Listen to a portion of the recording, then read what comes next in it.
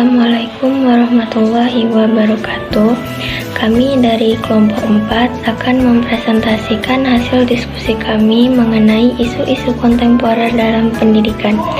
Sebelumnya, perkenalkan nama saya Aulia Zahra dengan NIM 2405113186. Perkenalkan, nama saya Citra Zara Putri dengan NIM 2405114547. Perkenalkan, nama saya Aisyah Najwa Mahira dengan NIM 2405113629. Sebelumnya, apa sih isu kontemporer itu? Isu kontemporer merupakan suatu masalah yang ada di tengah-tengah kehidupan kita yang terjadi di zaman sekarang ini. Nah, berikut ini kita akan membahas berbagai isu-isu kontemporer yang ada di Indonesia.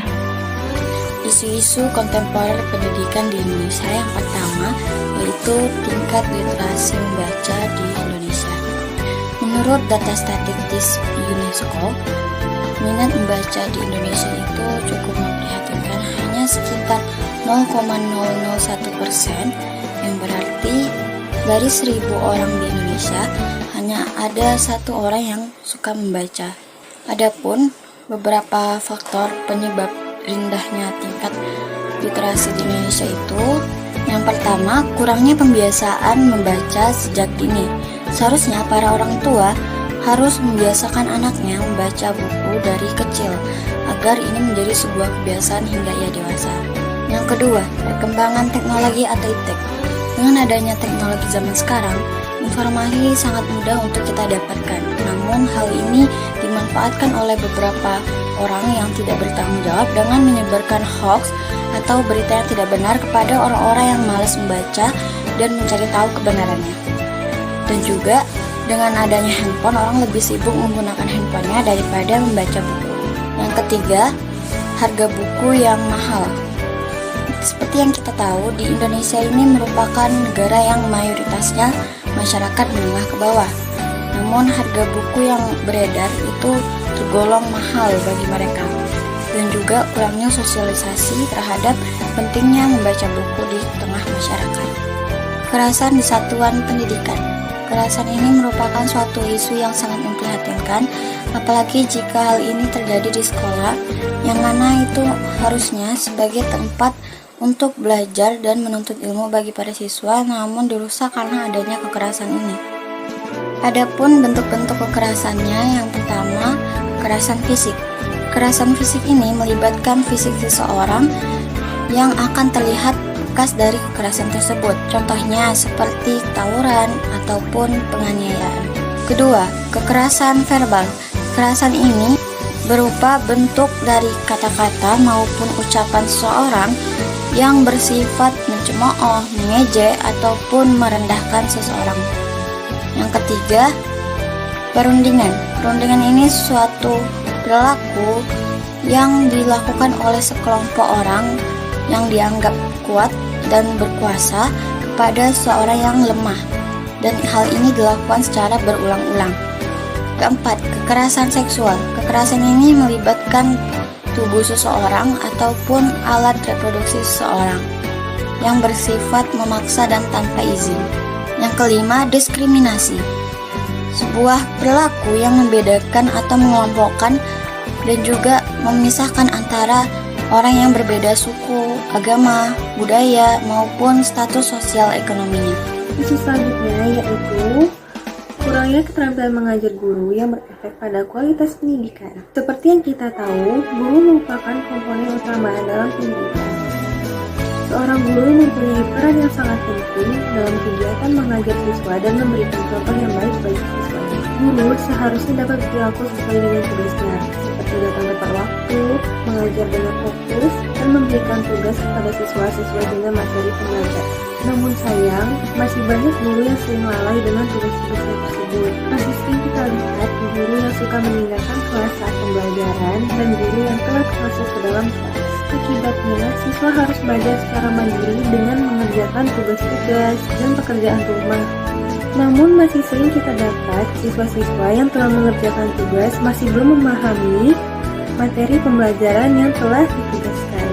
Padahal seharusnya ketika siswa sudah diberikan tugas dan telah mengerjakannya, mereka seharusnya sudah paham dengan materi yang telah diberikan. Isu selanjutnya yaitu kualitas anggaran pendidikan. Sampai saat ini, kualitas anggaran pendidikan menjadi salah satu isu yang belum terselesaikan. Anggaran pendidikan masih banyak tersita untuk hal-hal dan kegiatan di luar pendidikan. Memang, sejumlah APBN telah ditransfer ke daerah sebagai anggaran pendidikan. Namun, pemerintah daerah dihitung sebagai anggaran pendidikan daerah, sehingga banyak daerah tidak sampai 2-5% menganggarkan pendidikan. Materi selanjutnya yaitu keadaan lingkungan belajar.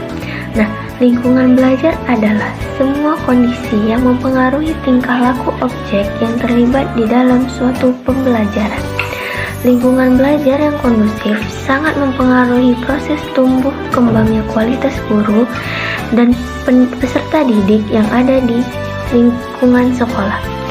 Lingkungan belajar tersebut harus diperhatikan oleh semua pihak agar prestasi belajar dapat tercapai dengan baik. Dengan menciptakan lingkungan belajar yang kondusif dan nyaman juga akan membantu dalam proses tumbuh kembang anak secara optimal. Lingkungan belajar juga dapat didesain agar mendukung kegiatan belajar sehingga dapat meningkatkan kenyamanan individu yang menempati lingkungan tersebut untuk melakukan aktivitas belajar. Lingkungan belajar untuk anak haruslah terbebas daripada hal-hal yang mengakibatkan anak dapat mudah stres. Bukan hanya dalam kondisi lingkungan yang mendukung dan juga tenang, kegiatan yang dilakukan juga harus benar-benar mendukung dalam belajar anak. Nah, yang terakhir ada pemerataan pendidikan. Permasalahan pemerataan pendidikan yang utama adalah keadaan geografi dan pemerataan guru. Pemerataan pendidikan menjadi kendala dan tidak terlaksana dengan baik karena kurangnya sosialisasi dan perhatian pemerintah terhadap kondisi pendidikan di wilayah yang jauh, yaitu di pedesaan, di pedalaman, dan di daerah perbatasan. Upaya yang dilakukan oleh pemerintah untuk mengatasi permasalahan pemerataan pendidikan meliputi yaitu yang pertama, mendirikan sekolah-sekolah di berbagai desa terpencil. Yang kedua, membuat status khusus bagi sekolah yang jauh. Yang ketiga, mendirikan sekolah satu atap. Dan yang terakhir, mengadakan program guru kontrak. Kesimpulan yang dapat diambil dari pembahasan kami tersebut yaitu yang tentunya kehidupan bermasyarakat tidak lepas dari berbagai macam isu yang setiap zamannya berbeda. Isu ini bisa berasal dari berbagai bidang seperti politik, ekonomi, budaya, pendidikan, dan lingkungan. Isu-isu ini perlu kita ketahui karena isu ini akan menyangkut kepentingan diri kita sendiri dan agar dapat menemukan solusi berbagai isu yang ada terutama dalam isu pendidikan. Nah, sekian materi yang dapat kami sampaikan. Jika ada kesalahan, kami mohon maaf. Jika ada pertanyaan bisa dituliskan di kolom komentar di bawah. Kami akhiri. Wassalamualaikum warahmatullahi wabarakatuh.